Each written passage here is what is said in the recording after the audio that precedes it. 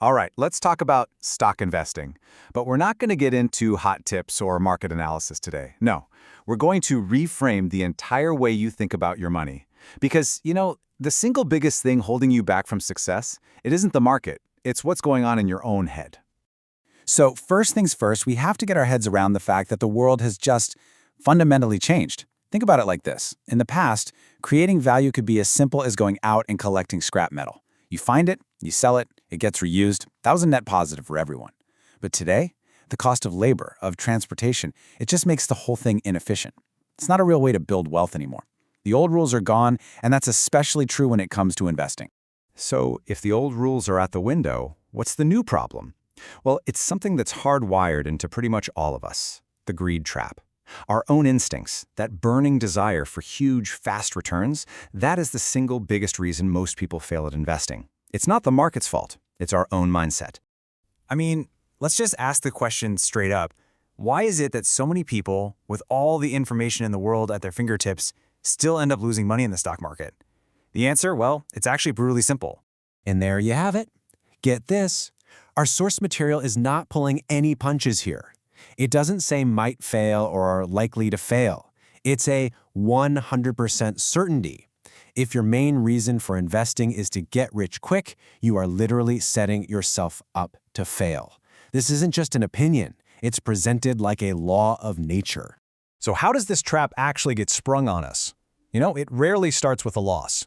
It's usually the total opposite. It all begins with that amazing, intoxicating feeling of beginner's luck. It's kind of like playing cards for the very first time, not knowing any of the rules, and somehow you win the first few hands. You feel like a genius, right? But what's really happening is you're walking straight into a trap. And this is exactly how it plays out step by step. You make an investment, maybe just on a hunch, and hey, it goes up, unexpectedly. That's where the danger really starts.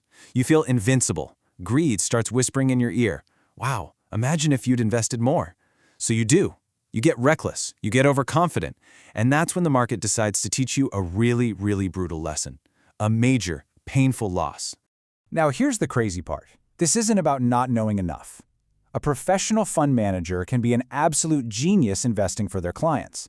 But the second they start investing your own money, that personal greed kicks in, their judgment gets all clouded, and they often fail just like everybody else. That emotional stake, it changes everything. Okay, so we've established the problem. Greed is the enemy. So, how do we beat it? How do we escape the trap? This right here, this is the turning point. It takes a complete and total shift in your perspective. You have to stop being a greedy spectator and start becoming a supportive partner. This is the whole game changer right here, the partner mindset. You're not just buying a stock ticker. You are becoming a co-owner in a real business. Your goal is to contribute to a company you actually believe in, to help it succeed, because its success is your success. It's a huge shift from gambling on numbers to co-building something real. So, what does being a partner actually look like? Well, first, you find a quality, trustworthy company you genuinely want to support. You see your investment not as a bet, but as a contribution to their work. Your goal is to grow with them, to share in their success. And, this is important, this isn't some blind commitment. As a partner, you can always choose to withdraw your support if you don't like the direction the company is headed. A new mindset is awesome, but we need something practical, right? A rule we can actually follow to keep that greed in check automatically. And that brings us to this incredibly simple but powerful rule. It's called the law of 30-70. 30%. That's it. That's the number. This is the key that unlocks sustainable, stress-free growth and keeps you from tumbling into that greed trap. But 30% of what exactly? And this is the most important part. This rule is only about your profits. Your initial investment, your original money, is safe. We are just talking about the money you've already made from your successful partnerships. Of that profit, you never, ever reinvest more than 30%. This chart makes it super clear. So you score a win, you make a profit, what do? A whopping 70% of that profit, you take it right off the table. You secure it, put it into safe assets, use it for your life, whatever.